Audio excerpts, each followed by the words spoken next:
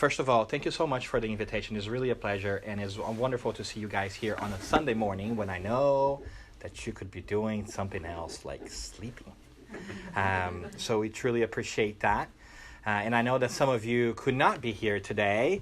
We're sorry that that some of our friends are not here, such as our friend Luis, who, it's a home, I believe, but we want to say hello to you, Luis, anyways. If you are following on Facebook, we know that he was following yesterday, too.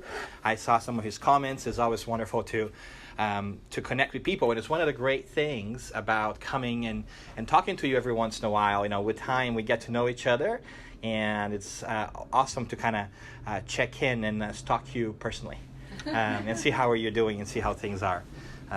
So thank you, Luis, for following us, and everybody else who also couldn't be here but may have a chance to come and be part of this wonderful atmosphere that you guys are building here. We had the chance to be in Chicago yesterday at the Spirit Society of Chicago. And today here, it's always really, really fun. So from the bottom of my heart, thank you. All right, so today, what we are planning on talking about is God. And you may ask, why would we talk about God? I think most of us here, I'm going to go out on a limb and say that everybody who's here today is probably okay with the idea of God. And so why talk about that? And I would think that my answer would be, the way we understand God defines how we understand everything else. If we look at God in one specific way, then we will understand the creation according to that mindset. If we look at God in a different way, we will see the whole world that way. So our mental posture towards the concept of God will define how we live. So I want to take some time today to kick that idea around and hopefully push you a little bit to question how you think of God, to see if that helps you reevaluate your perspective in your life and how you lead it. Does that make sense? So although it's a topic that is familiar to all of us, I hope to bring a different perspective, that it won't be too different, but that it may add something to your lives. But to really illustrate that point, I want to tell you a little story about God, because according to some of the lore in the Hindu, the Sufi, and the Buddhist, and the Jain traditions, God is like an elephant. The idea is that, God is like an elephant because when an elephant came to a village, some people started to figure it out what it was because they had never seen it before. And so it was dark at night when it first showed up. And many of the people in the village then decided to explore it after encasing the elephant in a little tent. So each one of them would go inside one at a time and have this experience, and came back and talking about it, and they all were taken by it. They loved it. And they start talking about it and said, wow, the elephant is really like this strong pillar. And the other one, no, that's not what I felt when I went in there. When I went in there, I touched it, and it was like a rope. That's what an elephant was like. And the other person was like, no, you guys are all wrong. I went in there, and I touched this tree branch, and that's what an elephant is. And the other one's like, no, you guys got it all wrong. The elephant is really this big fan that you can just feel the air coming from. And they, as the story goes, continued. And the other one said, no. The elephant is really this soft thing that is up here that you can touch and feel with your hands as if you were a ceiling. And they argued for many, many hours on what the elephant were. And the story goes then that it's a perfect example to our conception of God. Because we all have one, somehow, but it is not always the same. And so we start to ask the question, what is God? What do we think of God? What do the other people around us think of God? And how does that impact our lives? And so when we start looking at the idea of God, we necessarily bump into the idea of religion. And I always like to differentiate between religion and organized religion. And by religion, I want to connect back to the old Latin word religare, which is to reconnect. And I want to use the word religion as a individual experience one has with the Creator. Whereas organized religion is the experience that we have when we come together to talk about God together. So in a way, religion would have been that experience of going and feeling out the elephant in the room. And I love that pun, by the way, the elephant in the room with the story. And organized religion would be the talking of what we found in the room, right? So in that sense, we have to ask ourselves, whose version of God are we connecting to? And how did we get that version of God? Because we may not have asked ourselves that. Where did my conception of God comes from? How did I build that? Because if you think about it, religion really is an individual act. It's you and the Creator. And organized religion is a collective piece. And most of us really get our idea of God and of religion through an organized religion frame. We've inherited that from our parents mostly. You know, the interesting thing about religion these days is that it seems to have shifted from being a moral code of ethics, something that you do because it's the right thing, to almost like an identity. Like, oh, I was born in this family, therefore I am this. And so it's always great for us to ask, what is it that I know? How do I come to know this? But it gets harder. It gets harder, like the kitty that wants to go up the stairs. Understanding God, it's really, really hard because we have no concept, anything similar that we can truly grasp and understand. So how do we do it? For instance, we've been told that we've been made in God's image, right? And by using the pronoun his, we've already denoted that it's male. But God cannot be male. God is neither female nor male. God is God, right? But we were told that we made in his image. So what is the image that we have of him? So when you think of God, how do you picture God? Do you picture God as an angry, vengeful person on top of the Sistine Chapel, right? Do you picture God as a more loving, or as a more loving, being that lives in the midst of the fluffy clouds? Do you think of God in a slightly different, more Eastern tradition? Or do you imagine God as portrayed in one of the last movies, right? So the interesting piece is that we've all had concocted this image of God in our minds, but we may not necessarily kick the tires as to why we have that image. And if you think about it, God created us in his image. It may not necessarily mean physical image in his likelihood, right? So we may have divine attributes, spiritual nature of sorts, but it may not be physical. Because whatever image we have of God on a physical perspective, it is likely to be biased according to our traditional upbringing. So it's not surprising that if you were born in the other side of the world, your perception and perspective of what God looks like, if you have a anthropomorphic picture, like a picture of God as a person in your minds. Does that make sense?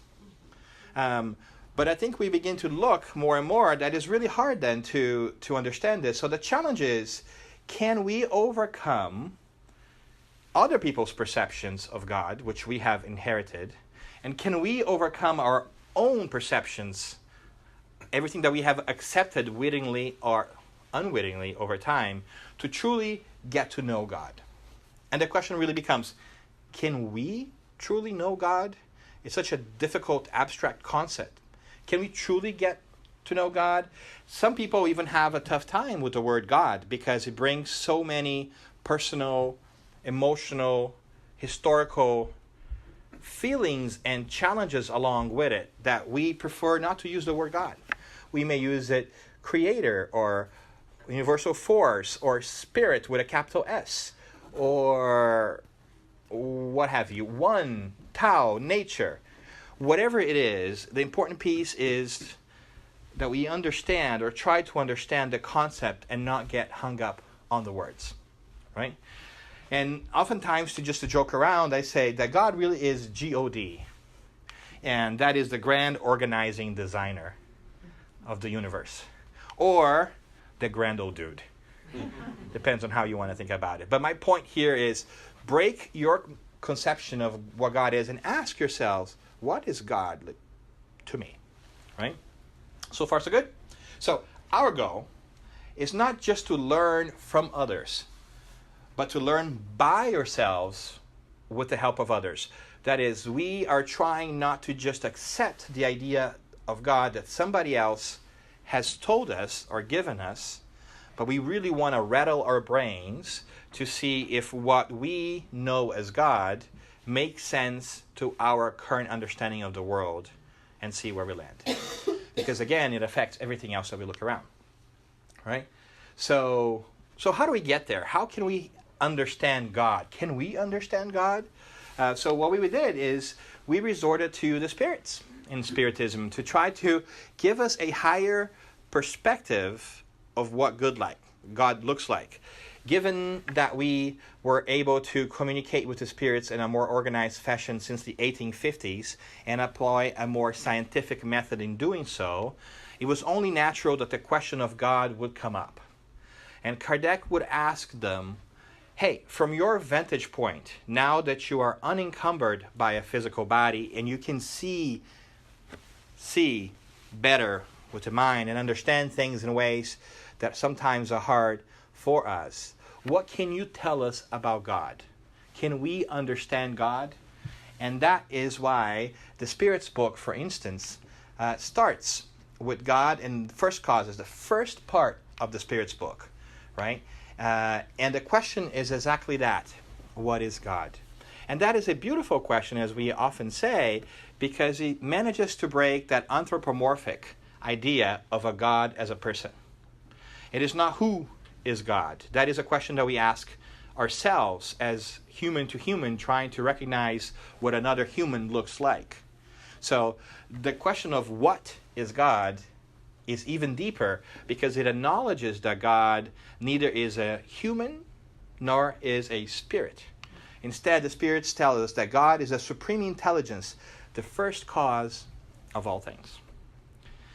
And that is really hard. Okay, that's great, but what does that mean? The supreme intelligence.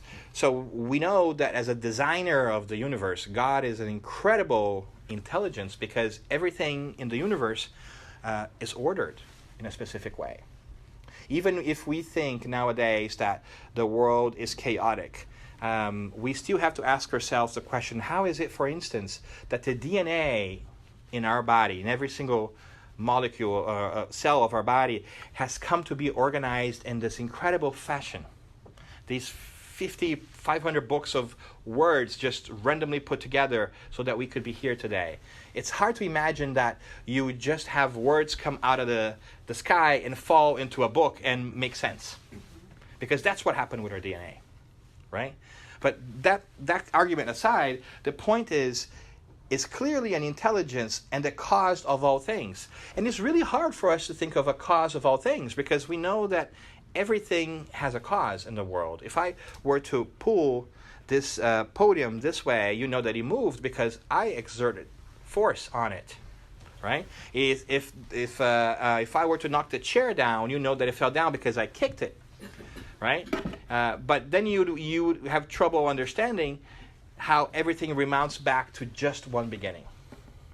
So how can one thing have started, and who started that thing that started the other things? Like we have trouble understanding something that has always been and did not start. It's not in our minds yet. It's hard for us, as if we were, kindergartners trying to lecture on quantum physics.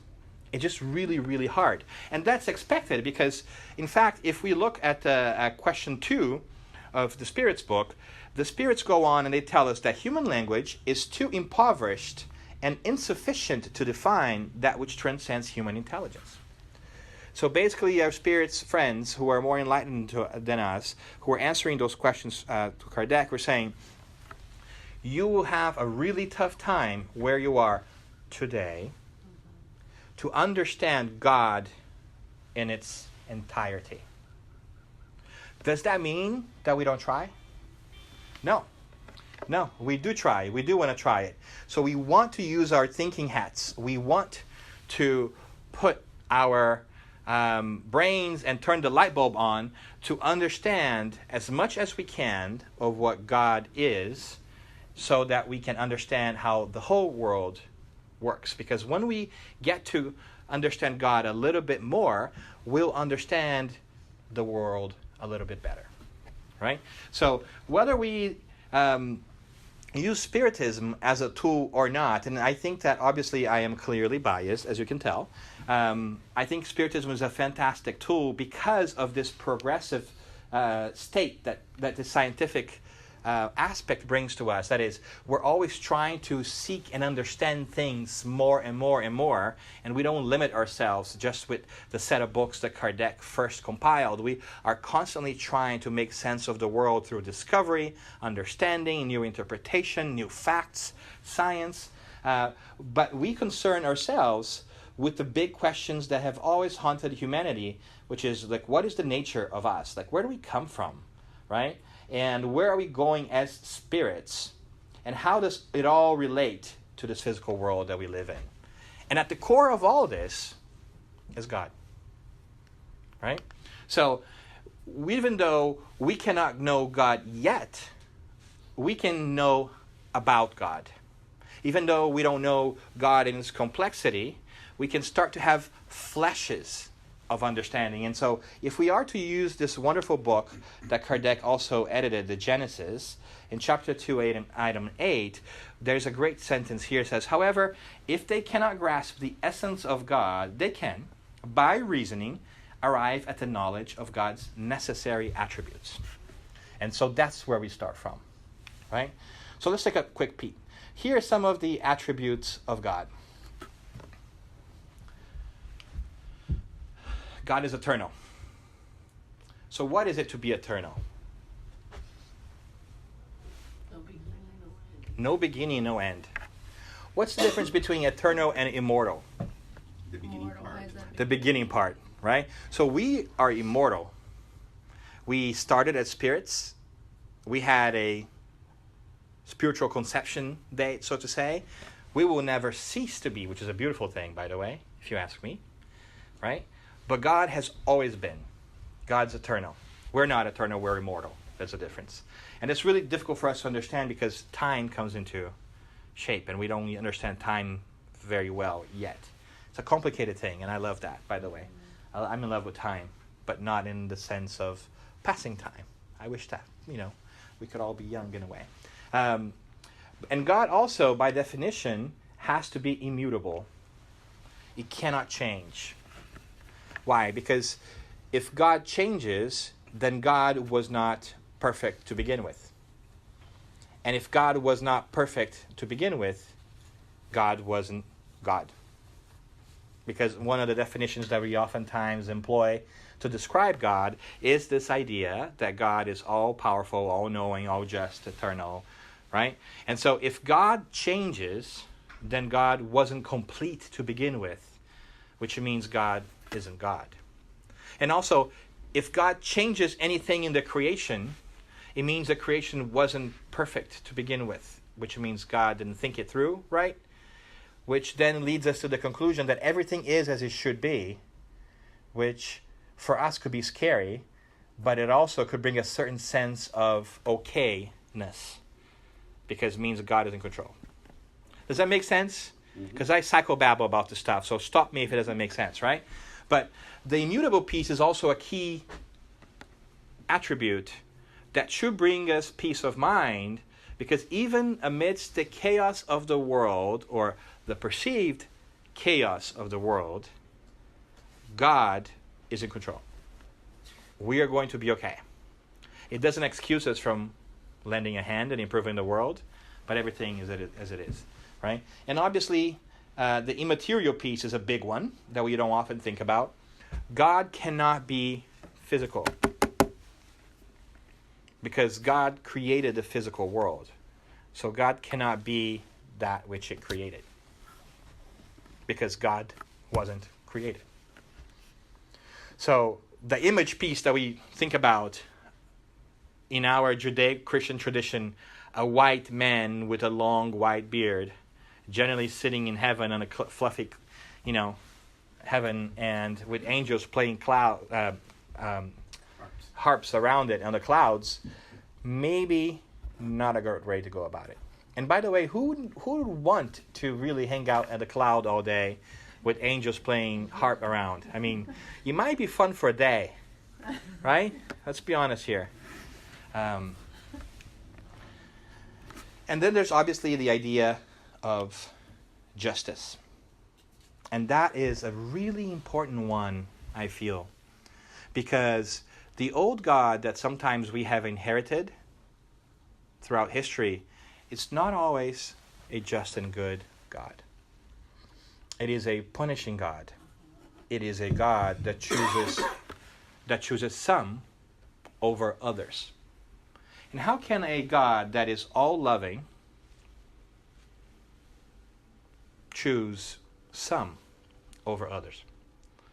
But if we believe that a God can be a vengeful God, then we may feel like it is okay for us to be vengeful too. If we believe that God has chosen some over others, maybe we'll start thinking that we are more special than other people. You see how that may affect us? So our cosmological perspective, the way that we see the cosmos, the whole universe, is somewhat anchored, or very much so, in the concept of God that we consciously or unconsciously hold in the back of our mind. And as we try to use reason, we begin to see that justice and goodness are a really important piece, because otherwise you will be really at our image, and it will be really hard for us to understand how a God could be eternal and immutable if he's just like us, because we're not. Right? So it's getting a little abstract there, but does that make sense? Mm-hmm. So when we look into God as we understand in Spiritism, we begin to ask these hard questions of, what am I really thinking about here? And am I being coherent with what I believe in? Am I acting in that fashion? So as we dive in, it's also important for us to mention that although we are doing a intellectual exercise of trying to understand some of the attributes of God, there is an experiential component that should not be ignored. And I love the Psalm 46 here, for instance, and it's one of my favorite psalms, because it says, "Be still and know that I am God." And what I take out of this is that there needs to be a certain degree of reflection and individual meditation, so to say, right? The struggle with oneself in putting our minds and our hearts and our attention to the idea of God and recognizing God. Because just mentally rushing around the concept without stopping to think about it and internalize it and feel it might not be of ultimate consequence. So yes, there is an intellectual and rational piece to it, but there's also one of emotional contemplation and letting it percolate in our souls and take hold in our spirits. So are we the children of a vengeful God, or are we the children of a loving God? And if we are the children of a loving God, how are we honoring that lineage? So if we can, a suggestion we make is to make time for being still, focusing on this, not being taken by the wind whirls of the world that distract us in many different ways and get us pulled in different directions, and dedicate some time to wrestle with the idea of, what is God for me? And what does that mean? And how do I behave? Do I behave in accordance of what God stands for me? Because if we understand, again, that God is all good and kind, then I also need to be kind to all beings. Am I? Do I choose some over others? This is actually deeper than it seems. Because when we start to ask and question our loyalty, so to say, it starts to be really difficult sometimes to move away from it. Do I prefer some over others? You know, the hard truth is we do. We often do. We start by our families generally, or the ones are immediately close to us. And it begs the question, should I not? Should I? It's mind-boggling. But if we are to build this universal family, I am not saying don't love those who are close to you. I'm not trying to cheapen the experience of love that I'm sure is very meaningful to your lives. I am saying maybe we ought to consider that we can raise our other relationships to that level of care and love too. And what an incredible world it would be, wouldn't it? If we were able to have the love that we have for the people that we love the most, but have it for everybody else around us. It's mind-boggling. I can't conceive it. I can kind of glimpse it, and it would be wonderful. And what a wonderful world it would be to live in. I wonder if that's what the kingdom of heaven on earth would look like. But nevertheless, we're still struggling with this, and so we want to make progress in understanding God to see if we can get there, if we can get to that place, right? So as we look at the big picture of the world in general, we know that at the base of our thinking, of our conceptions of the world, of our light bulb, is God. And as we dive deeper into that, we might arrive at the conclusion that God is really key to the understanding of our whole creation, and that's maybe what Jesus meant when he's quoted on the 8th chapter of John as saying, "You will know the truth, and the truth will set you free." Will the idea of a God set us free?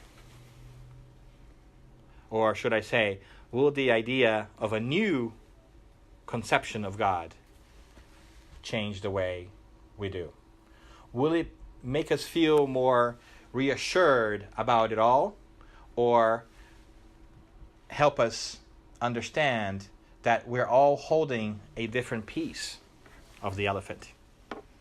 Should we be interested in what other people perceive as the elephant? These are all valid questions that we ought to struggle with ourselves to try to understand how the world around us ticks. So, what is our conception of God? How do we understand that in our daily lives? These are fundamental questions that we take for granted because the concept of God has been so ingrained in our psyche. It has been so inherited from our experiences, whether it be through family, be it through organized religion, that we don't stop to think about this. But if we do, then here's the question that really gets at it. What is it that we are doing differently on our day-to-day basis to honor that lineage? Right? And that's really, really hard. And I don't necessarily have an answer for you. Right? Because this is a personal exercise that you have to, arrive at and struggle with. And it's perfectly okay for you to dismiss everything that I said as bananas. Because it's very important for you to digest your own perceptions and your own feelings in a way that suits your life. Because we shouldn't really be concerned with how other people perceive God. if that takes time away from us working on how we think of God and what is it that we're doing to carry out this idea, this mandate. Because once we begin to truly internalize God, that I think a wonderful transformation starts to take hold in our hearts and in our minds, because at the end of the day, our minds and our hearts are somewhat inseparable. Our minds are guided, our thinking is guided by the way we feel, and the way we feel is also guided by how we think. So it's like a loop. We like to think that we are very rational beings, but I'm not quite sure we're there yet. I think we're more emotional than rational. Oftentimes we find ourselves justifying in our minds things that we want to do or how we feel because we want to feel that way or think that way. So we ask ourselves that question because once the idea of God really takes hold in our hearts, we are taken and must necessarily do something different about everything that is around us. And that means constantly reevaluating our perspective, because now we understand that we cannot fully comprehend the concept of God. And that's okay, by the way. I know it's very hard for us not to know things and know that we can't know them. I mean, it's really hard, right? Like, yeah, you can't know it just yet. I mean, that could be very frustrating. But the good news is that we can learn more and more about some of the attributes of God, or what is God like, and get closer to that perception, to the ultimate concept of what God is. But we do know that, in a way, we are the recipients and the examples of God's love for the world. Because as immortal spirits that we are, we have come to be, but we will never cease to be. Have you really stopped to consider this? Everything that you are, that you have accomplished and that you have done, all the relationships and the love that you have developed in this lifetime and in previous lifetimes, will never cease to be. And all the troubles and challenges that you may find in this world, all the struggles you may have with people around you, all the uncertainty you may have about the work that you're doing, all the fears that you may have that your finances might not be enough, all the worries you may have about the state of the world affairs, all of that is secondary. Because there is this underlying force that is neither male nor female, that isn't human, that has designed this entire cosmos, and not just Earth or our neighborhood or our country. And everything is an incredible state of spiritual balance, even if it feels like the physical world is going down the drain. And if that is the case, which seems to be, as we understand it, then there's so much love for us, because God is love, as John the Evangelist would also say. The whole system has been designed for us to progress and to grow and to learn new things, both rationally and emotionally. And so it necessarily tells us that our future will be better than our past. So we do not want to have exceptional attachments to our past, because our future will be better. And we do not need to fear our future, because we are guaranteed that it will be better. The challenge is the scale here. The challenge is how long this takes, because we, as immortal spirits who are temporarily donning a physical body, want it to happen tomorrow, because our sense of time is this big. We think that a month is a really long time. I don't know, maybe you're thinking that 45 minutes right now seem pretty long sitting on those chairs listening to me, right? But if you think about it in the great scale of the universe, what is 100 years? Let's just take a quick trip and say, 200 years ago, if you lived 200 years ago, how would you withstand this balmy Illinois weather? Right? Was it really that great back then? Going to the outhouse in the winter without heater, Netflix, and their internet, right? So we romanticize some things because we want this sense of security, but the truth is that we're living in the most exciting times there has ever been, the here and now. Tomorrow will be even more exciting, right? And so the concept of God, when it starts to permeate and take hold in our souls, it really ought to make us optimistic about our own challenges, because we will perceive them as opportunities for growth, because God loves us. How can God give us a challenge that is greater than our ability to figure it out? It just doesn't make rational sense as we think of God. But we are not thinking, because we are just seeing one piece of the elephant. We're just taking one part of our lives, the physical lives, and we're not considering the spiritual spectrum of our experiences, our spiritual nature and our spiritual destiny, which is what Spiritism aims to clarify to us, is to remind us that we are constantly in evolution, because we are immortal spirits who have originated from God directly. We're children of God. If we are children of God, we are the inheritors of the entire universe, because God has created it. You are not as small and as insignificant as you think sometimes and feel you are. And neither is anybody else around us. And that's the really beautiful thing, because we first tend to have these awareness and these great feelings of love towards ourselves. And then we start to realize that we're really special creations. And then phase 2 kicks in, and realize the people next to us are also equally special. And we become more tolerant toward each other, because we also realize that they too are a product of their own spiritual evolution that was ordained by God. Maybe that is what we see in the good book when we are told that Jesus said that the first commandment was love your God with all your heart, your soul, and your mind, and the second commandment is like the first one, love your neighbor as another.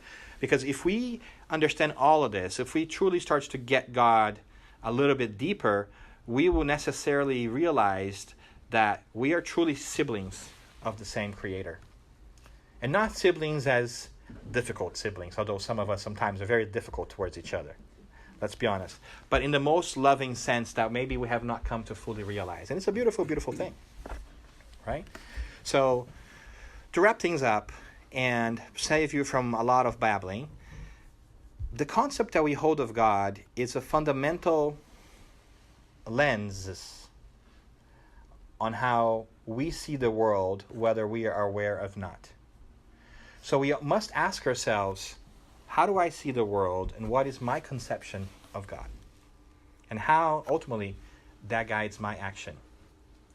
And as we do that, then we begin to understand that we do all this because ultimately it will reward us with a peace of mind of knowing that everything is okay and that we are in our path to progression and evolution. And even though we have a different timing, everybody has a different timing to come to different realizations and do different things or not, and we absolutely must respect all of that because we would like to be respected too, everything's going to be okay. We might not be doing everything at the same pace or at the same order, but we're all going to get there, closer to God. And that should also put our minds at ease. You're going to be okay. As a matter of fact, you are okay. And those who you love are also okay. And so from the bottom of my heart, I hope that more and more you may make time in your daily lives, which I know is hard, to sit still, as Psalm 46 suggests, and just know that God is there. And I hope that will bring you peace and fulfillment, but at the same time, that will never let the resolve wane from your hearts to try to figure out just a little bit more. To discover a little bit more, to turn a new page in your understanding of the universe and of yourself, because you are part of the universe. And as you go, I hope that you have a really fulfilled time, a happy time, because even though happiness may not be in this world, happiness is not a physical thing, it can be in this world. You can make it. All you need to do is shift your mind and understand that the glass is always half full, because you're here, you have an opportunity for growth, you have people who support you on both sides of life, right here and right here that we do not see, and who are acting directly on the bequest of God to make sure that we are okay and know that we are okay. So thank you very much for your time, for your patience. And if that's okay, can we open for some comments or some questions? Because we're all children of God. We can all have a say in this, right? Does anybody have any questions, or maybe something that wasn't necessarily clear on anything that I talked about, or that you may have struggled with? Yes, sir. Okay, religion versus organized religion versus spirituality. Mm-hmm. I know for years I've heard people say, I'm not religious, but I'm spiritual. So as I see it, you're using the word religion and spirituality for basically the same thing. Yes, I am. And I think that is because people have struggled to see religion as spirituality. They have seen religion just as organized religion.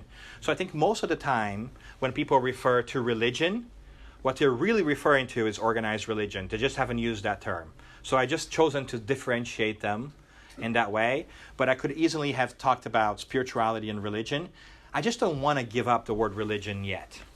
I don't want to abandon it, right, adrift in the ocean, because I think that the original meaning, the meaning was intended to reconnect us with God, is a good one, because it also implies that we have been connected to God. We're just temporarily lapsing it.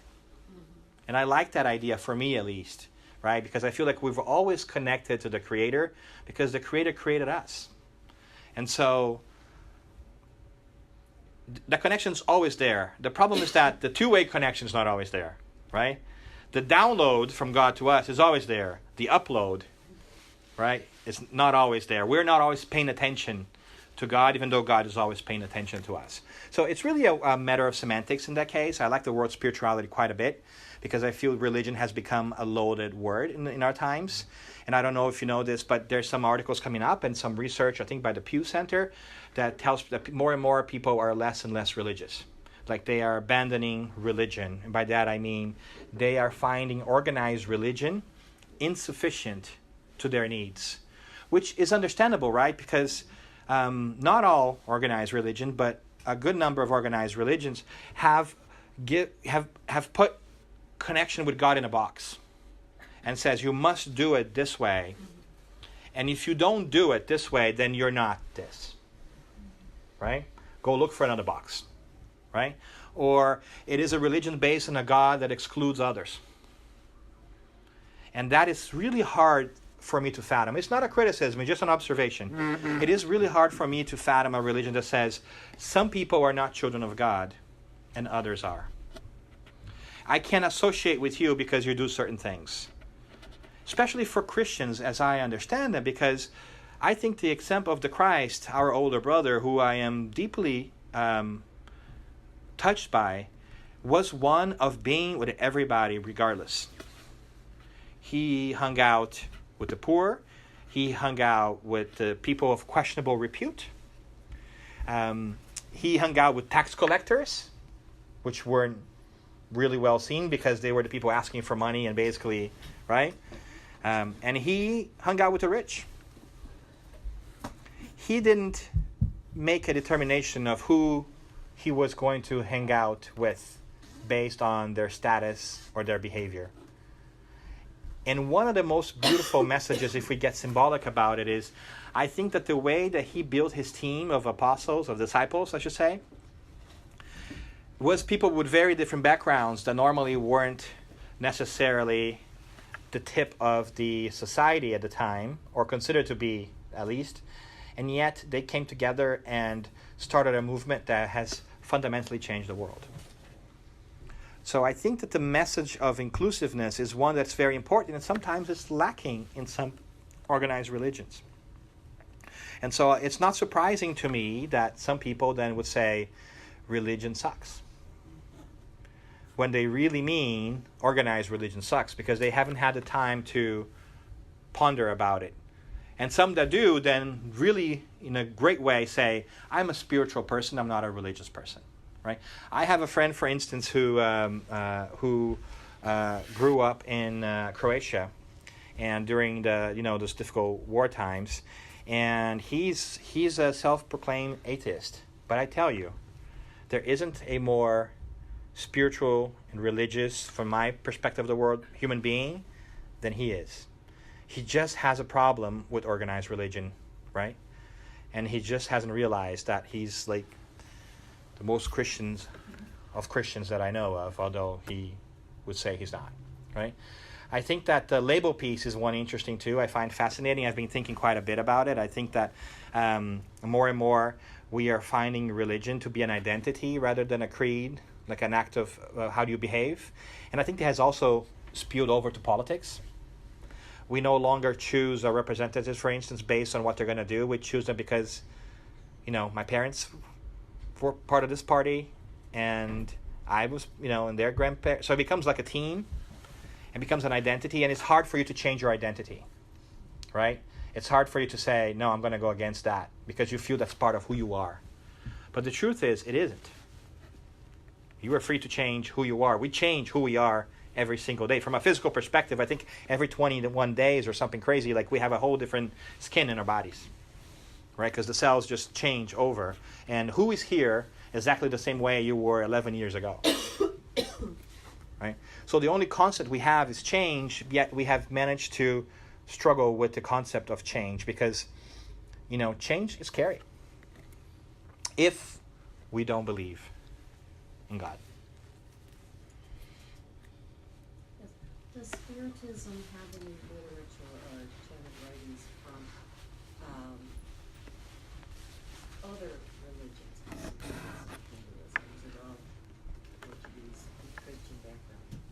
Yes, there's many different spirits who come and also communicate through spirits and say hello, right? Because again, we are just different parts of the elephant, right? Organized religion is just a way in which you look at the world. So, for instance, the Indian poet Tagore has channeled some beautiful poems through the medium Tagore, Tagore. Some beautiful poems through the medium de Valdo Franco, for instance, that I can just quickly recall, right? And there are other religious figures in general and of different faiths that come and say hello. And it's not surprising, for instance, if we read a book that is a hard book to read, because it's like this thick, but nevertheless a wonderful book. One of my favorite books is called Memoirs of a Suicide. It's a heavy book, though, I got to tell you, because it deals with suicide and it can get ugly, right, before it gets beautiful. In it, we will see that as the spirits go into these beautiful rescue missions to help people who have fallen into a place of so much shame and regret that they find themselves struggling with getting out of that mindset and therefore go into very punitive self-states or self-punitive states of mind, that a lot of friends from a Hindu tradition are also employed in those rescue missions because they have spent so much time trying to tame and guide the mind. So there is this crossover from a organized religion's perspective in the spiritual realm, because we all work for the same boss. Yeah. We're just different departments, right? It is just like Department A thinking that they want more of a budget from Department C because they are better, but the boss doesn't care. The boss wants the work to be done, right? But we are the ones that get trapped in our insecurities and start saying, no, the tail of the elephant is really way more important than the ear. Or no, the trunk is where it's at, right? Because we need to feel this void in ourselves to feel like we're doing something great, that we're worthy, that we are important somehow. And sometimes our way of feeling great about ourselves, because I believe that everybody wants to be part of something great and important. Unfortunately, sometimes we think that to do that, we need to put other people down. We haven't understood that we can all be great and be different and think different. In fact, that's what makes us great. Because if we were all the same, if there was no diversity of thinking and acting, how would we learn? I always say this, and I say this sincerely, it's not a joke. I would hate to be in a world where there were only me's. I don't think I would stand myself. Right? I certainly wouldn't learn much. Right? And so this rubbish that we do with other people, from where we are from an evolutionary process, is really a blessing in disguise. We just haven't realized that because we're so trapped in our idea of chosen few, right? We have chosen ourselves to be better than everybody else, basically, and cut ourselves some slack when we are having troubles or do something that wasn't great. But we don't cut people slack when they do the same thing, right? We have double standards. But I do think that we are going to find more and more as we evolve that there is a commonality of religious practices and thinking, and this interfaith piece will become really important for us and really beautiful in a poetic way, and I think that's already started to happen. And I would even argue, and then I'll stop babbling, that Spiritism really isn't a religion. I would say that Spiritism is a progressive body of knowledge that has moral and ethical implications. That's why we try, for instance, we try to stay away from organized religion as much as we can. Like, we try not to have, like, priests or, like, regional bosses. Like, we try to run independently, although it may not look like it, right? Because there's always some organizing that you need to do. Like, there has to be a president of the center because somebody has to be responsible and kind of help people, right? We try not to have hierarchy. We try not to have clothes, not to have rituals. We try not to do the stuff so that we avoid falling in this pitfall, right? But I say all of that because I think that Spiritism's gift to the world is the understanding of the spiritual world. And once we begin to understand that it is really true that there is a spiritual world because we communicate with that all the time through mediumship, this adds to every other single religion that I know of because it gives credence to what they were always saying, maybe for thousands of years ago, that there is a spiritual world, right? But now you know for a fact, as you talk to the spirits, that is the case. So a lot of them tell you, like, behave, do these things nicely because there is a heaven and a hell, there is an afterlife. And now Spiritism can say, yes, we agree with that, and here's how we know for a fact there's the afterlife. So keep doing what you're doing, which is great, right? But here are some of the proof points for that. So if you were to ask me what is the greatest contribution that Spiritism can give to the world, I'd say is the accurate understanding of mediumship, so that we now have safer ways of contacting the spirit world. Because let's be honest, contact with the spirit world has always happened, right? We just didn't have the word medium or mediumship because those were coined by Kardec in the 1850s, but we had the word prophets, shamans, right? All of this was mediumship. The difference is that it was passed on from person to person or mentor to mentee, and it was more of a special mystical thing. And what Kardec has done is, as he published the Medium's book, is to demystify all the process and to make it a democratic thing. Like, if you want to know about this and you want to put the time in, you can do it too, right? You can understand how it works. And so it breaks that idea that there's some people that are really the chosen few, like the prophets are special, mediums are special. They're just another people that have an ability that we all have to a different degree, right? Anyways, I went on a catwalk there, but yes, I think you'll find different things. And if you're also interested in seeing a different cultural perspective, there's a lovely little book called Amongst Brothers of Other Lands. That one is in English. And there are messages that folks channeled through the Brazilian medium, Francis Xavier, when he came to visit the United States, I think in the 60s. In some tours, and so there were wonderful communications from people from other cultures, also saying hello. Just want to say, and we see that quite often actually in the other side too. We see this cultural interchange or exchange between spirits and souls, because you have to remember that incarnation is the great equalizer, right? If today you are Hindu, that's basically because you were born 99% of the time in a specific region of the world. If today you're Christian, it's probably because you were born in the western side of the world, right? Tomorrow, you might be born in India. And chances are that you may be exposed to everything but Christianity. So organized religion is not that important from a reincarnatory perspective. Because the experience you have today might not be the one you have tomorrow. Does that mean you don't go to heaven? Right? We have trouble with that, understanding that. But when you take the big picture and you understand reincarnation and divine justice, these are just labels. Right? And to kind of beat Christianity up a little bit, which, by the way, I consider myself a Christian, I would say, how about the people that came before Christ was on earth? According to some thinkers, they're all in purgatory because they didn't get to know the Christ, so they couldn't go to heaven. That is a cool place, purgatory, if you want to hang out, for instance, with Socrates. Right?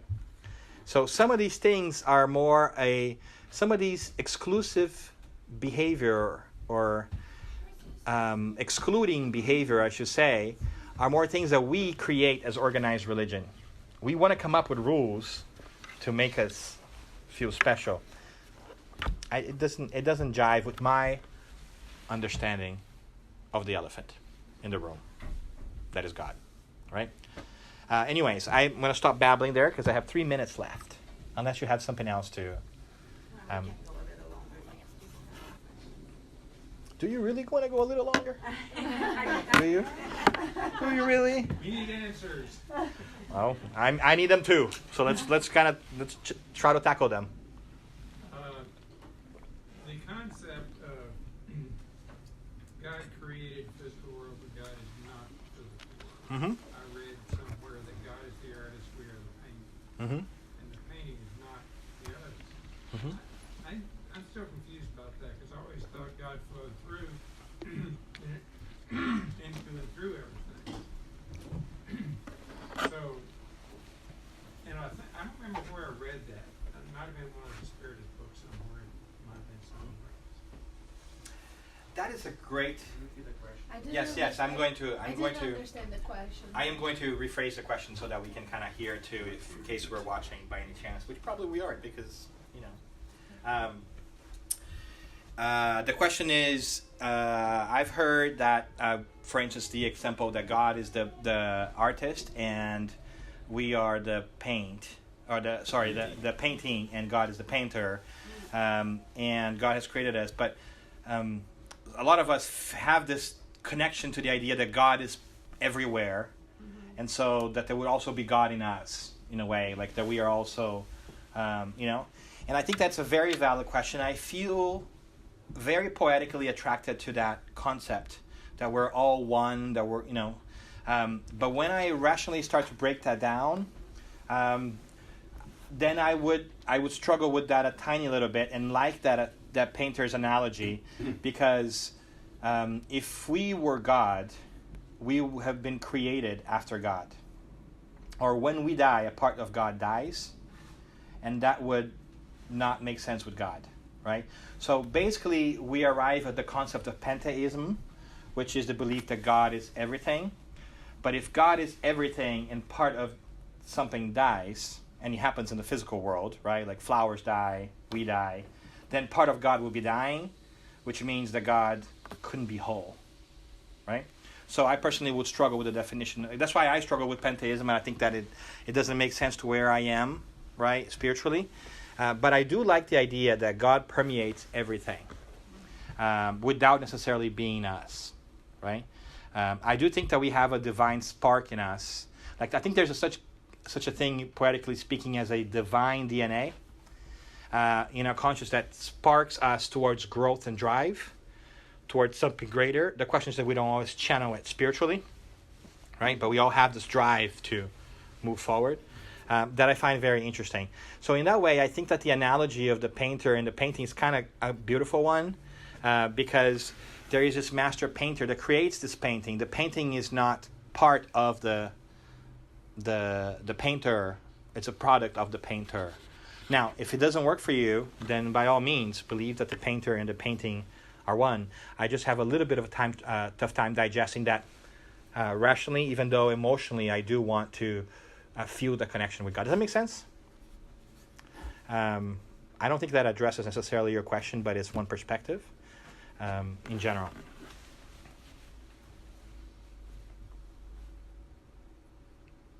Bueller? Bueller, anyone? No? Haven't seen that movie, no? Yeah. Wonderful. So I want to thank you from the bottom of my heart for your time, for your patience, especially on a Sunday, and for hosting me. I am super grateful that you have done that, because it's really fulfilling for me to obviously talk about these things, because I learn quite a bit, and I also get to question my own knowledge and what is it that I know and I learn when I talk to you guys, when I have conversations with you guys. One of my favorite things to do, as you know, is to just have conversations, Q's and A's about this stuff. I'm really fascinated by that.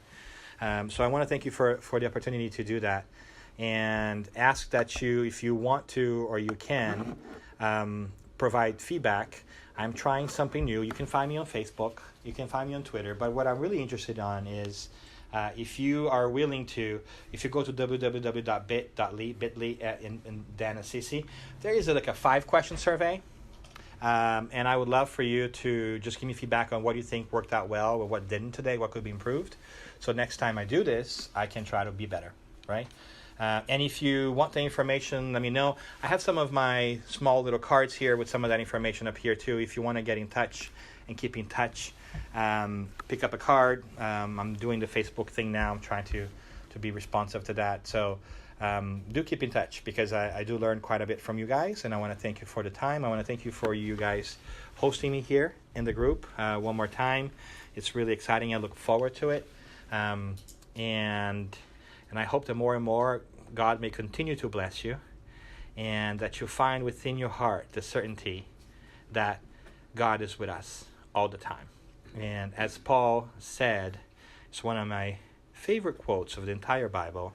If God, in a letter to Romans, if God is for us, if God is cheering us on and wants us to succeed, who can be against us? It's just a beautiful, beautiful thing. So from the bottom of my heart, thank you very much, and I hope to have a chance to chat with you.